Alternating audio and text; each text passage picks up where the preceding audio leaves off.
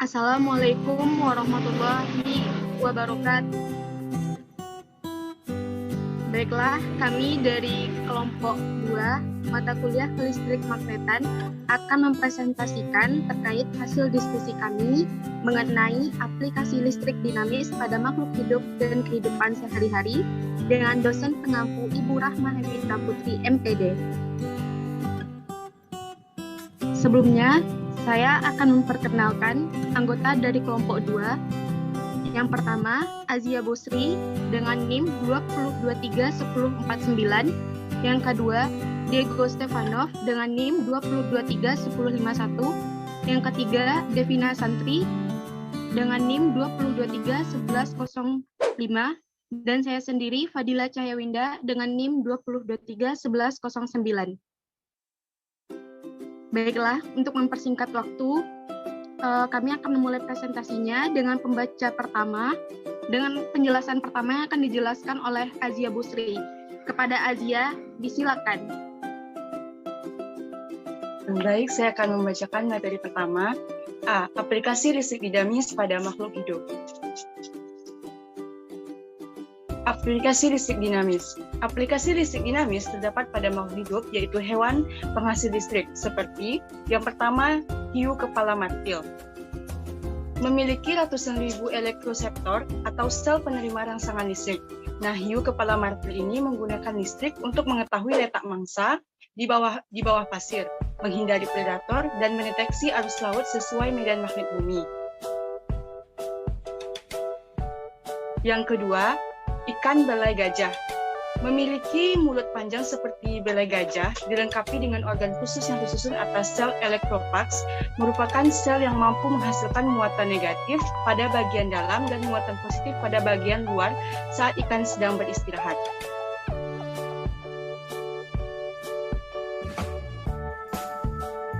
Yang ketiga itu ada echidnas, memiliki moncong memanjang yang berfungsi sebagai sinyal listrik untuk mendeteksi mangsa, memiliki elektroseptor yang terus dibasahi agar lebih mudah menghantarkan listrik. Baik, sekian materi dari saya, dikembalikan kepada moderator. Terima kasih saya ucapkan kepada Azia. Untuk pembaca selanjutnya yaitu Devina Santri. Ada Devina, disilakan.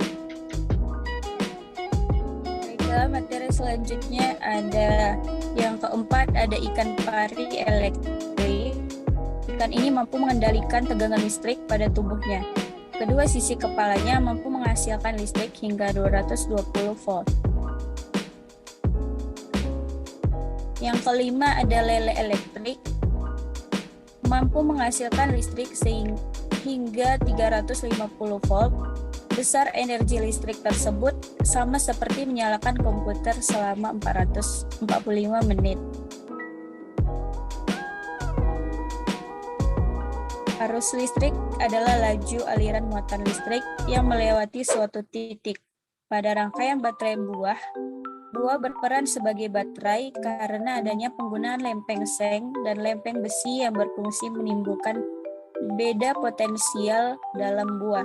Adanya beda potensial dalam buah tersebut yang mendorong elektron-elektron untuk bergerak hingga memicu aliran listrik pada rangkaian dan lampu menyala.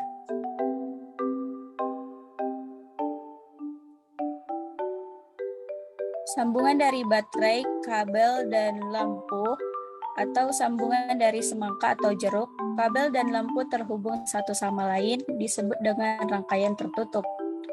Ujung kawat penghantar pemilik banyak elektron memiliki potensial listrik yang rendah, sedangkan ujung kawat memiliki sedikit elektron memiliki potensial listrik yang tinggi.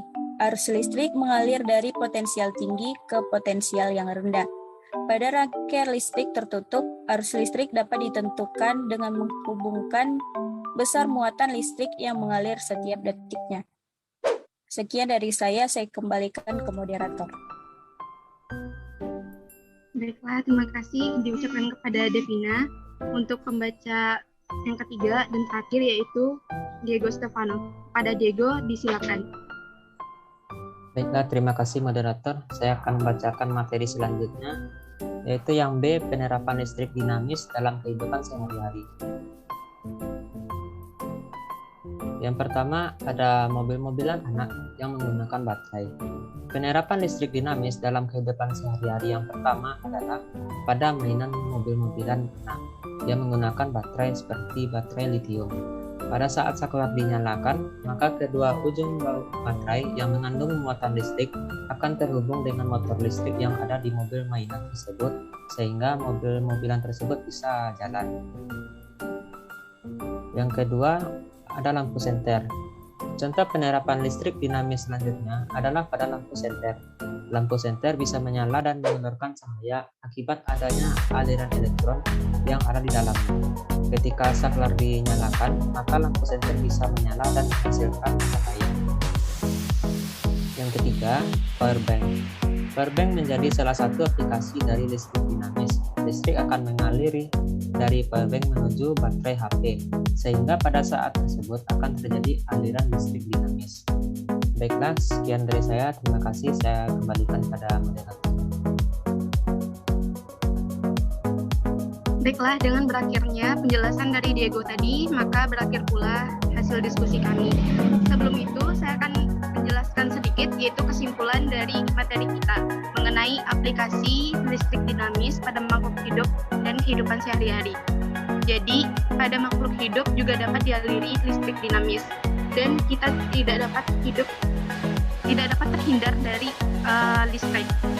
Seperti contoh pada penerapan beberapa peralatan rumah tangga dan sering kita gunakan juga seperti komputer. Harapannya setelah kita mempelajari materi ini, kita juga dapat mengaplikasikannya dalam kehidupan sehari-hari, sehingga tidak hanya mengetahui dari teorinya saja, akan tetapi kita juga dapat mempraktekannya secara langsung. Untuk selanjutnya, saya sebagai moderator mohon maaf apabila ada jadi kesalahan baik dalam penyampaian, penjelasan maupun penulisan pada PPT. Untuk pertanyaan, saran, dan kritik bisa teman-teman berikan pada e-learning dan forum yang telah disediakan oleh Ibu. Sekian presentasi dari kami akhiri dengan wabillahi taufik wal hidayah. Wassalamualaikum warahmatullahi wabarakatuh.